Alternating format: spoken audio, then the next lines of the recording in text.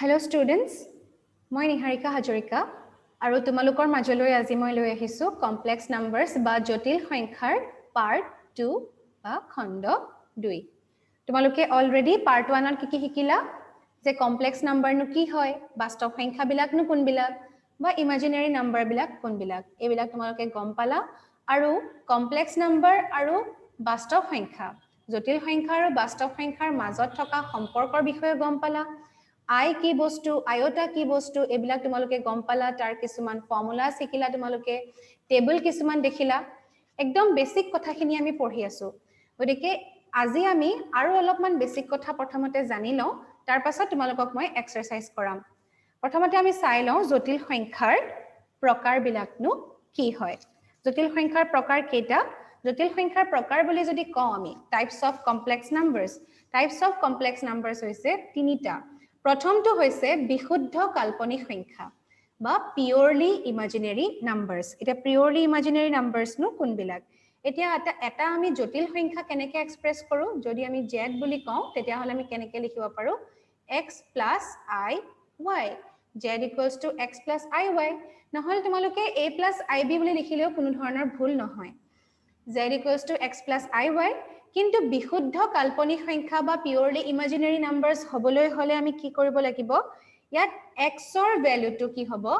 0 হ'ব অৰ্থাৎ ইয়াৰ কি আমি পাইছিলো যেতিয়া আমি জটিল সংখ্যাৰ বিষয়ে পঢ়িছিলো তেতিয়া আমি গম পাইছিলো যে এই x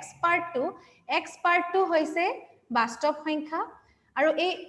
iy পাৰ্টটো হৈছে কাল্পনিক সংখ্যা গতিকে ইয়াত যেহেতু বিশুদ্ধ কাল্পনিক সংখ্যা বুলি কোৱা হৈছে গতিকে ইয়াত অকল কি থাকিব কাল্পনিক পাৰ্টটোহে থাকিব সেইকাৰণে y is not equal to 0 x is equal to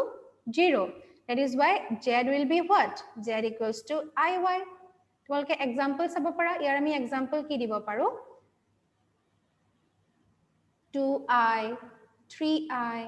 5i এনেকে তোমালোকে যিকোনো ধৰণৰ एग्जांपल দিব পাৰা এটো হৈছে বিশুদ্ধ কাল্পনিক সংখ্যা ইয়াৰ পাছত আহিলে শূন্য জটিল সংখ্যা জিৰো কমপ্লেক্স নাম্বাৰ শূন্য জটিল সংখ্যাৰ ক্ষেত্ৰত আকৌ কি হ'ব আমি জটিল সংখ্যাটো কি বুলি পাইছো x + iy বুলি আমি ধৰি লৈছো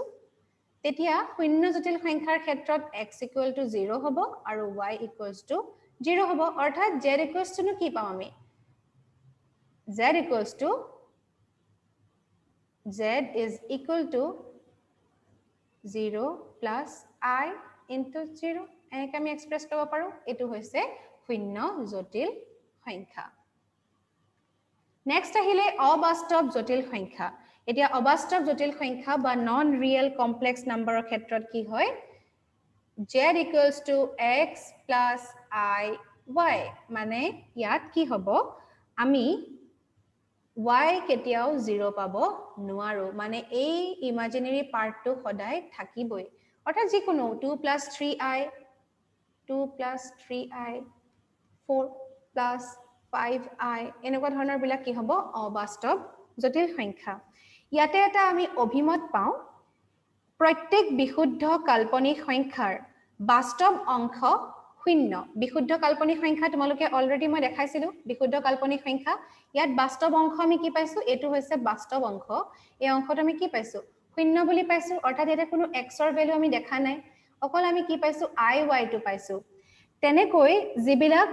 বাস্তৱ জটিল সংখ্যা থাকে তাৰ আকৌ কি হয় কাল্পনিক অংশটো শূন্য হয় অৰ্থাৎ আমি 2 3 এবিলাক আমি কি বুলি ক'ব পাৰো জটিল সংখ্যা বুলি ক'ব পাৰো আৰু ইহতে কি হয় বাস্তৱ সংখ্যাও হয় জটিল সংখ্যা আৰু বাস্তৱ সংখ্যা দুইটাই হয় গতিকে ইহতে কি হয় বাস্তৱ সংখ্যাৰ কিন্তু বাস্তৱ যিবিলাক জটিল সংখ্যা সেইবিলাকৰ কাল্পনিক অংশ শূন্য ইয়াত কোনো i y এনেকুৱা টাইপৰ ভ্যালু নাই গতিকে ইহতে জটিল সংখ্যাও হয় আৰু বাস্তৱ সংখ্যাও হয় এতিয়া নেক্সট আহিলে বাস্তৱ সংখ্যাৰ ক্ৰমিক জোড় হিচাপে জটিল সংখ্যা অৰ্থাৎ complex number as ordered pairs of real numbers আমি বাস্তৱ সংখ্যা এটা কেনেকৈ লিখো let আমি কেনেকৈ লিখিব পাৰো z = x + iy তোমালোকে ধৰা হল z = x + iy বুলি যদি কোৱা তেতিয়া ক্ৰমিক জোড় ইয়াৰ ক্ৰমিক জোড়টো আমি কেনেকৈ লিখিব পাৰো x, y ক্ৰমিক জোৰটো কি হ'ব x, y গতিকে আমি ইহঁতৰ x এটা বাস্তৱ সংখ্যা আৰু y টো এটা বাস্তৱ সংখ্যা কিন্তু ইয়াত x এ কি বুজাইছে ইয়াৰ বাস্তৱ অংশ বুজাইছে আৰু এই y পাৰ্টটোৱে ইয়াৰ দ্বিতীয় অংশটো অৰ্থাৎ কাল্পনিক অংশটো বুজাইছে মানে এনেকৈ যদি আমি লিখো x, y বুলি তেতিয়া হলে আমি কি বুজিম যদি z এটা বাস্তৱ সংখ্যা হয় যেটা কমপ্লেক্স নাম্বার হয় যদি জটিল সংখ্যা হয় যদি আমি জটিল সংখ্যা z ক যদি আমি ক্ৰমিক জোৰ হিচাপে প্ৰকাশ কৰো বাস্তৱ সংখ্যাৰ যদি ক্ৰমিক জোৰ হিচাপে প্ৰকাশ কৰো আমি কেনেকৈ লিখিব লাগিব x + iy অৰ্থাৎ এটা অংশ বাস্তৱ হ'ব আৰু এটা অংশ কাল্পনিক হ'ব গতিকে আমি যদি আমি কওঁ z = যদি আমি z ৰ কাৰণে আমি এটা ক্ৰমিক জোৰ এটা লিখিছো বুলে 2, 3 তেতিয়া আমি কেনেকৈ লিখিম 2 + 3i যদি আমি 3, 2 লিখো তেতিয়া হলে আমি কি লিখিম 3 + 2i কথাটো বুজি পালা দুইটা বেলেগ বেলেগ অংশ হয় এটো এটা বেলেগ অংশ বেলেগ ধৰণৰ এটো এটা বেলেগ নাম্বাৰ এটো এটা বেলেগ নাম্বাৰ যদি আমি ক্ৰমিক জোৰটো হলাই দিও তেতিয়া হলে আমি কি পাম দুইটা বেলেগ বেলেগ নাম্বার পাম আমি কি ক'ব পাৰো আসলতে জটিল সংখ্যাবোৰৰ জটিল সংখ্যাবোৰ বাস্তৱ সংখ্যাৰ কি হয় ক্ৰমিক জোৰৰ অন্য এটা ৰূপ ক্ৰমিক জোৰৰ অন্য এটা ৰূপ হয় এটা আমি কেনেকৈ লিখিব পাৰো যদি আমি এটা সংহতি হিচাপত যদি লিখো যদি c এটা জটিল সংখ্যাৰ সংহতি হয় তেতিয়া আমি কেনেকৈ লিখিব পাৰো ক্ৰমিক জোৰ হিচাপে আমি a, b লিখিলো a আৰু b তেতিয়া হলে কি হ'ব a belongs to r, b belongs to r মানে এই r টো কি হ'ব তেতিয়া হলে বাস্তৱ সংখ্যা আৰু ইয়াত c টো কি হ'ব এটা জটিল সংখ্যা আৰু a belongs to r যেটো এটা বাস্তৱ সংখ্যা আৰু b টো এটা কি বাস্তৱ সংখ্যা r ৰ ভিতৰত আছে গতিকে জটিল সংখ্যাৰ সংহতি হিচাপে আমি কি কৰিব পাৰো লিখিব পাৰো এতিয়া নেক্সট আমি কি কৰিম অনুশীলনী 2.1 অনুশীলনী 2.1 ৰ যেটো প্ৰথম কোৱেশ্চন আছে হেতু একেবাৰে সহজ কোৱেশ্চন তোমালোকক মই আজি সলভ কৰি দেখাম তলত দিয়া বিলাকৰ পৰা কাল্পনিক সংখ্যাবিলাক বাছি উলিয়াব কোৱা হৈছে কোৱেশ্চন নম্বৰ a হৈছে √9 √9 আমি কেনেকৈ লিখিম মই যেটা সলিউশন লিখিম তেতিয়া আমি কেনেকৈ কৰিম √9 মানে প্ৰথমতে আমি √9 টো লিখি লম তোমালোকে যেতিয়া সলিউশন কৰা প্ৰথমতে কোৱেশ্চনটো লিখি লবা HSLC তোমালোকে যেতিয়া লিখিবা আনসাৰস বিলাক কোৱেশ্চন মানে আসলতে মেথছৰ যেটো টাৰ্ম থাকে প্ৰথমতে লিখি লোৱাটো দৰকাৰ নহলে যিবিলাকত তোমাৰ উলিয়াবলে দিয়ে তাত দিয়া আছে বা গিভেন বিলাক লিখাটো বহুত প্ৰয়োজনীয় গতিকে এই কথাখিনি তোমালোকে মনত ৰাখিবা যিমানে তুমি আনসাৰ ডাইৰেক্টলি জানা লাগিলে কিন্তু তথাপিতো তুমি ডাইৰেক্টলি নিলিখি এই সেন্টেন্সটো লিখাটো ইম্পৰ্টেন্ট আমি ইয়াক কেনেকৈ এক্সপ্ৰেছ কৰিব পাৰো -9 ক -1 * 9 যদি আমি এনেকৈ লিখো তেতিয়া হলে √(-1) হ'ব আৰু এটো √9 হ'ব আৰু তোমালোকে কি জানা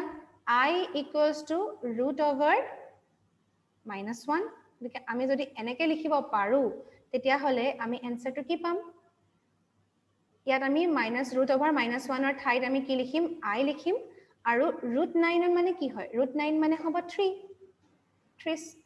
স্কয়াৰ কৰিলে আমি 9 পাওঁ গতিকে √9 মানে 3 হল আমি কি লিখিম এতিয়া হলে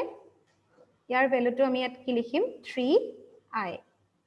গতিকে ই এটা কি কাল্পনিক সংখ্যা হয় নে নহয় 3i টো এটা কাল্পনিক সংখ্যা হয় কাল্পনিক অংশ হয় গতিকে আমি ইয়াক আমি কাল্পনিক সংখ্যা বুলি ক'ব পাৰো তোমালোকে ধুনিয়াকে কাল্পনিক সংখ্যা হয় বুলি লিখি দিবা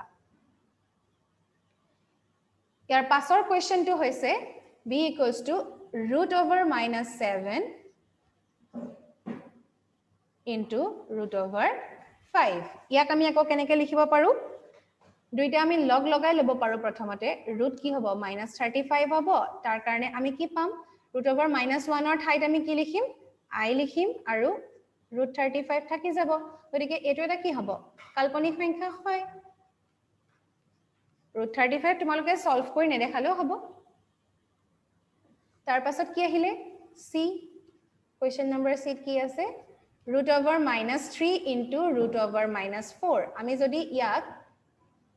কম্বাইন কৰো তেতিয়া হলে আমি কি পাম √(-3) into -4 তেতিয়া আমি কি পাম √12 পাম আৰু √12 ৰ এনসাৰটো তোমালোকে কি লিখিব পাৰা 2√3 যদি এনেকৈ লিখা ইয়াতটো কোনো ধৰণৰ আমি I দেখা নাই গতিকে ইয়াক আমি কি বুলি ক'ব পাৰো কাল্পনিক সংখ্যা হ'বনে নহয় তোমালোকে ধুনিয়াকে লিখিবা এই কটা চিনটো নিদিবা মই জাস্ট দেখাইছো তোমালোকে ধুনিয়াকে কাল্পনিক সংখ্যা নহয় বুলি লিখি দিবা তাৰ পাছৰ কোৱেশ্চনটো হৈছে √2 into √16 √2 into √16 আমি যদি কম্বাইন কৰো তেতিয়া হলে আমি কি পাম √32 গতিকে আমি ইয়াৰ ভ্যালুটো কি লিখিব পাৰো 4 লিখিব পাৰো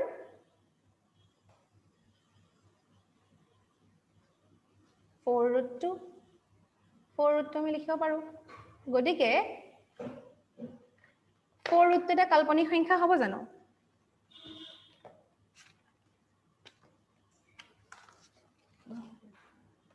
4√2 এটা কাল্পনিক সংখ্যা নহয় 4√2 কাল্পনিক সংখ্যা নহলে আমি কি লিখিব পাৰো নহয় বুলি আমি লিখি দিব পাৰো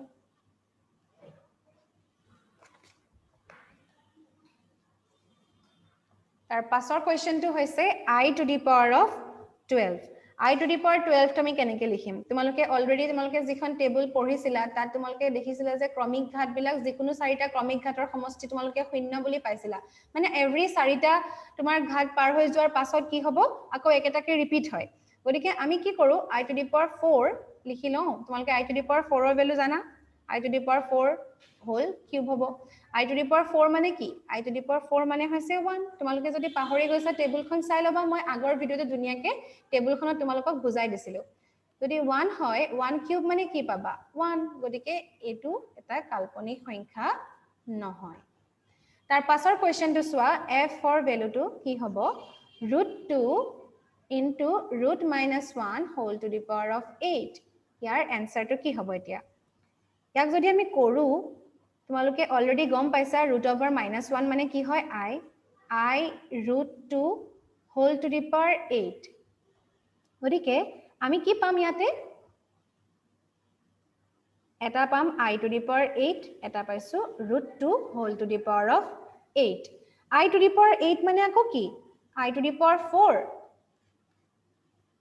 whole square আৰু √2 8 মানে 2 to the power of 1/2 into 8 মানে ultimately 2 to the power 4 I to the power 4 মানে তোমালোকে ইয়াৰ পৰা অলৰেডি গম পাইছা যে 1 square means 1 আৰু 2 to the power 4 থাকি গৈছে 2 to the power 4 মানে কি হ'ব 1 square মানে 1 হয় আমি লিখাৰ কোনো প্ৰয়োজন নাই আৰু 2 to the power 4 মানে হ'ব 16 তোমালোকে 16 লিখি দিয়া গতিকে এই 16 টো এটা কাল্পনিক সংখ্যা নহয় এটা বাস্তৱ সংখ্যা জটিল সংখ্যা হয় কিন্তু কাল্পনিক সংখ্যা নহয় গতিকে তোমালোকে কি লিখিবা ই এটা কাল্পনিক সংখ্যা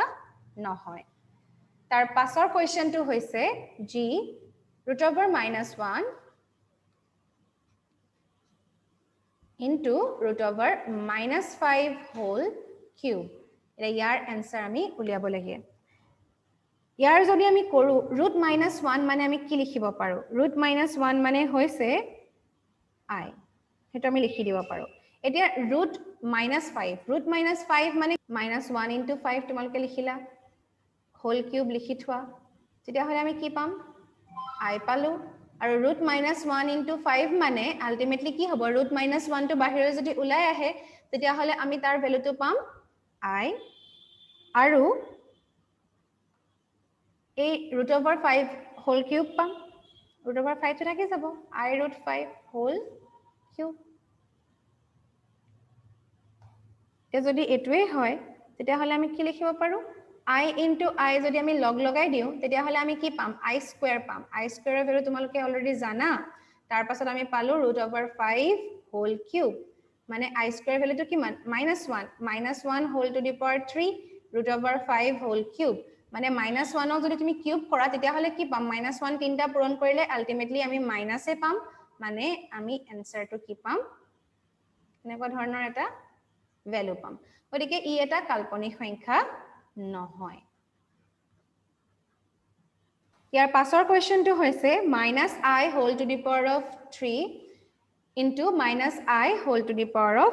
4 এতিয়া আমি কি পাম ইয়াৰ ভ্যালু কেইটা -I whole cube into -I whole to the power of 4 এতিয়া আমি জানিব লাগিব যে -I whole cube মানেনো কি হয় -I whole cube আমি যদি -I তিনটা পূৰণ কৰো তেতিয়া হলে আমি কি পাম -I into -I কৰিলে আমি স্কয়াৰটো পাই যাম I স্কয়াৰ পাই যাম I square into আকৌ minus I থাকিব গতিকে আমি এনেকে ধৰণে এটা ভ্যালু পাম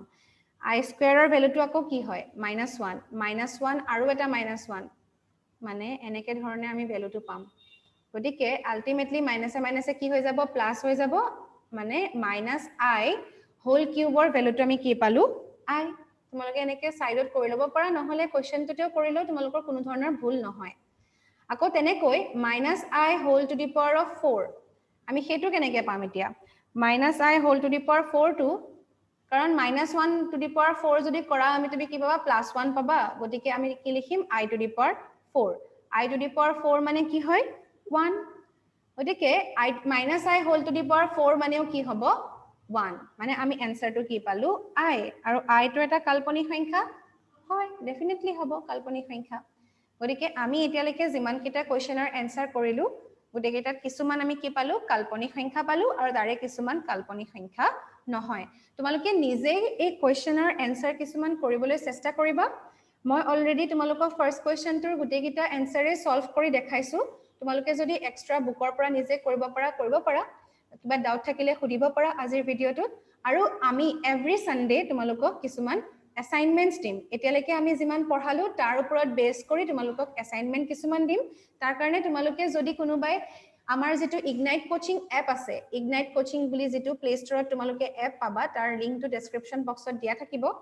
তোমালোকে সেই এপটো ডাউনলোড কৰি লবা তেতিয়া তোমালোকে অ্যাসাইনমেন্ট বিলাক পাবা তোমালোকে ইউটিউবত অ্যাসাইনমেন্টবোৰ নাপাব পাৰা কাৰণ অ্যাসাইনমেন্ট দিয়াৰ সুবিধা নাই গতিকে তোমালোকে আমাৰ এপটোত খুব সুন্দৰকৈ অ্যাসাইনমেন্টছৰ সুবিধা আছে তোমালোকে তাৰ পৰা ডাউনলোড কৰিলে অ্যাসাইনমেন্ট কালেক্ট কৰিব পাৰিবা আৰু আমাক অ্যাসাইনমেন্টখিনি এভৰি সানডে যেতিয়া আপলোড কৰিম তোমালোকে নেক্সট সানডে নেক্সট অ্যাসাইনমেন্ট কৰাৰ আগতে আমাক সাবমিট কৰিলে হ'ল তেতিয়া আমিও গম পাম যে তোমালোকে বুজি পাইছানে নাই পোৱা